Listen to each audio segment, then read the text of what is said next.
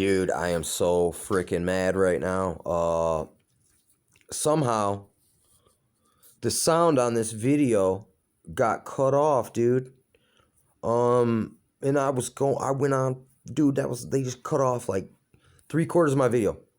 Once I started talking about this one part, I mean, I can't believe this right now, dude. I mean, I don't even know if the sound's on this right now. Unfortunately, dude, I just read so much stuff, dude, and they cut it off, man. Dude, I can't believe you suckers, man. Let me see. Man.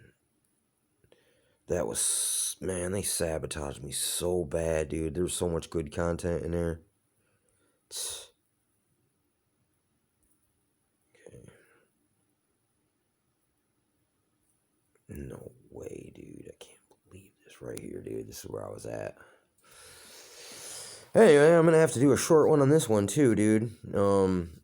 So I'll probably just finish this frickin' part right here and then upload that. Or I'll go over it, make sure it's freaking on, man. Freaking dude, what the heck, man? Anyway, if you're catching this video, you're gonna have to go back to the last one, and at about 36 minutes, they freaking chopped the sound off. Oh my gosh, dude, I was just getting going there, dude, and there's no way I can re-articulate that the same way that I just did, dude. I mean, there was some good stuff in there, dude. Man. I'll have to give it a frickin' shot, man. Anyway, frick it. Okay. I'll recap a little bit.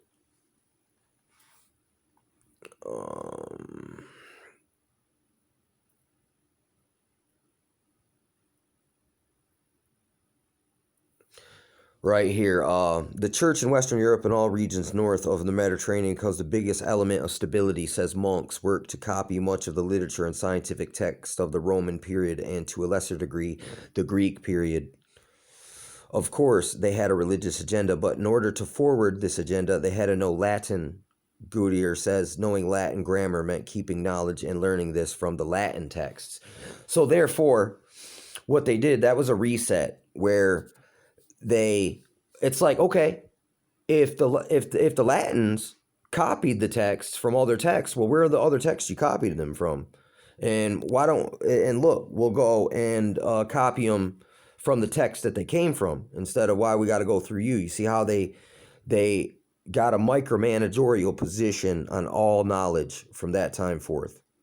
And you had to go back through frickin' and they had to be like the Sadducees and Pharisees of their day. They set up the same schematic where you had to go through them and get your understandings okayed by a religious sect that claims that it had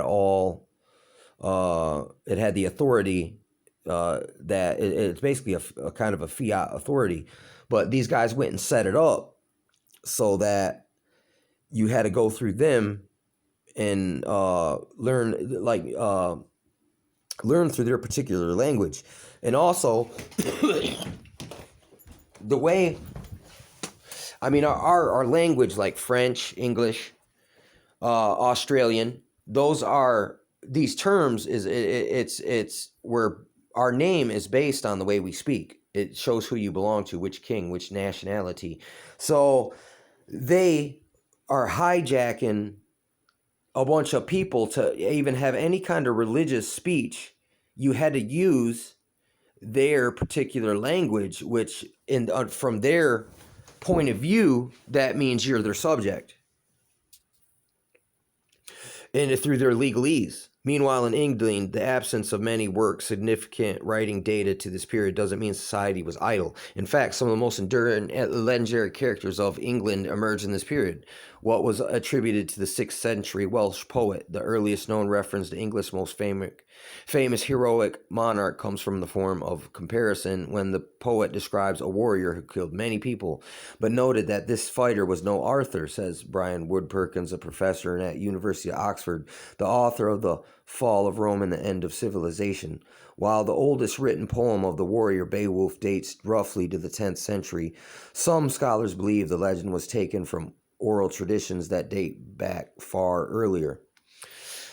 And yeah, once again, man, this is a common practice of the folk hero, is that multiple oral traditions might get pushed into, they might get fused into one text, kind of like when two corporations merge. I mean, they do it all the time now. They do it with different franchise movies. They blend them. Like there's fairy tales where there's a show where they take all the fairy tales and just mash them together in like a weird soap opera, and it's quite fascinating, but it really makes you feel like you are in a Mandela weird compressed time, there is no time warp of zone. It's like, it's just weird. Anyway, let me see how far this is. How much was I on here for? 6 minutes. Frick, dude. I mean, should I just roll forward through Dark Economy, or should I just cut it now to see if it's good?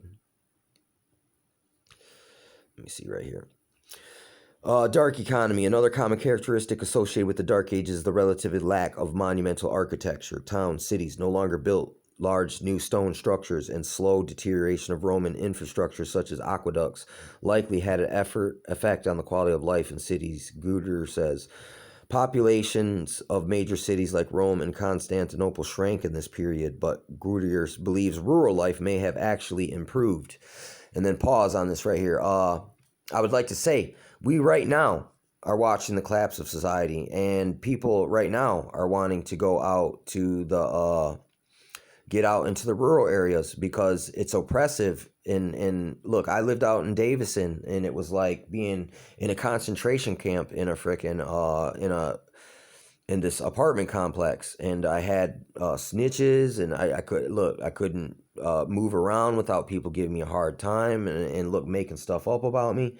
And I lived out in the city or out in the country for a few years, and it was great. I loved it. I hiked all the time out in the deep woods. People are really nice out there, and they leave you alone. They give you your privacy a little bit, but if you get to the edge of your border or your properties and you see your neighbors, it's normally everybody's really freaking nice too. And it was totally, we were taught that they're racist out there and the cops are mean out there. I mean, it's true. But look, if you just ain't doing nothing wrong, ain't got to worry about it.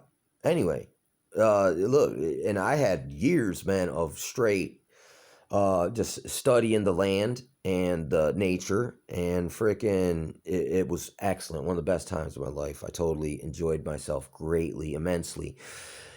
And out here in the city, yeah, people will be cordial to you like once, and then after that, man, it's like I'm out here in the wilderness, and no one ever talks to me, and I walk everywhere. You know, I know some of the people around here, like kinda. We've been introduced, but we don't associate much. Freaking, it's just everybody's doing their own thing, and it's weird because it is more condensed and populated here. But I don't hardly ever see much people or even have much association with many people around here. It's odd, but I can definitely feel the difference between the rural, the suburbs, and the city. I've experienced them all. And we see right now there is a rush to get out of, because it's like society, yeah, civilization's great. until crowd psychology kicks in, and when things are going bad, then it becomes a prison. You ever seen Escape from New York? Or how about that movie, The Warriors? Those are good examples of some chaos, think tank type scenario situations that we could get ourselves found in. Anyway, especially in large bucolic British islands during the Roman period, farmers would have to pay regular taxes to support the empire and local cities. But as administration fell apart, the tax burden likely diminished. And I would like to point this out too. And because of the collapse of the big government, Rome, a bunch of small governments now could come in their place, and you could have local tyrants instead of one big consolidated tyrant.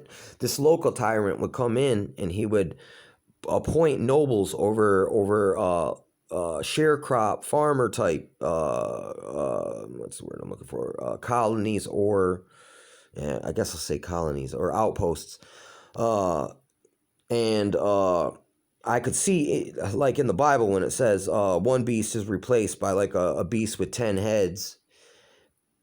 I think it's speaking of a situation like that, a change of political management. Cities and towns were smaller, and it was less necessary for farmers to produce and work a lot in order to feed the cities. So, look, smaller populations for like city states is good, but it's I don't know. It's all about I guess location, because one location might be good for a city, not good for crops. Another place might be good for crops and not cities. So you got to make the land do what the land's supposed to do in the area. Use the land for what it was meant to be used for. I mean, look, you can see many integrated agriculture societies. Like you can look at the Mayans, and they had some interesting agricultural techniques that are not employed anymore, almost like the Chinese with their rice production techniques. Very interesting geoscaping. But Ward Perkins says that the archaeological evidence does suggest some scarcity of resources and good for common people. The other way it might be dark is just the lack of evidence, which is probably a symptom of economic decline. It's like it's probably not a symptom of economic decline. It would seem that it's an institutional thing, that the institution that was responsible for this normal function collapsed, and all their information went to someone else, and they had to reset for a while until they can convert it into a new language. That is that swindle with the Latins there, and how they literally hijacked knowledge from that point forward. And I can totally see how that is a big factor right there. By evidence of simple day-to-day items such as new coin, pottery, roof tiles, largely disappeared in many parts of Europe, and it wasn't found again until roughly 700. And this was my other point right here. I mean, hopefully this frickin' takes. That what happened probably was, because of the material, the vast industrial material of Rome, that no one had to make theirself any. They didn't have to be a blacksmith. They didn't have to be a potter.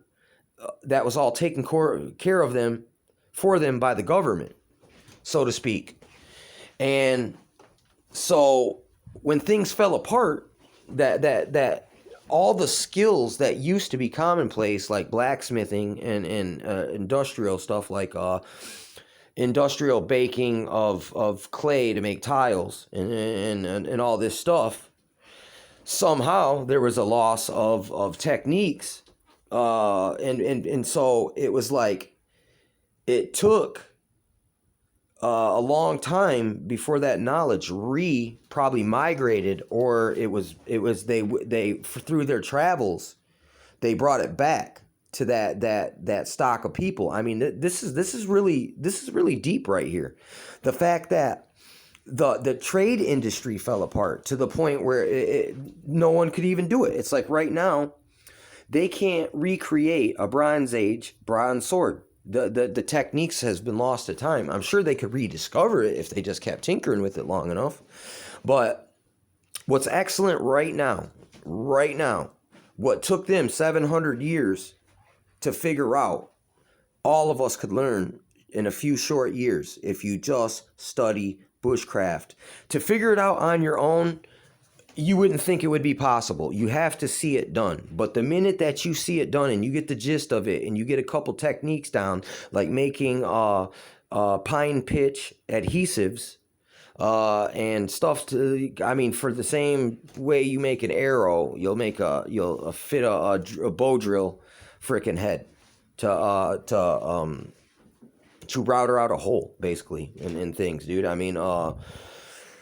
So it's like, with high tech, while we have it and we can use it to learn all the low tech that you can, like bushcraft.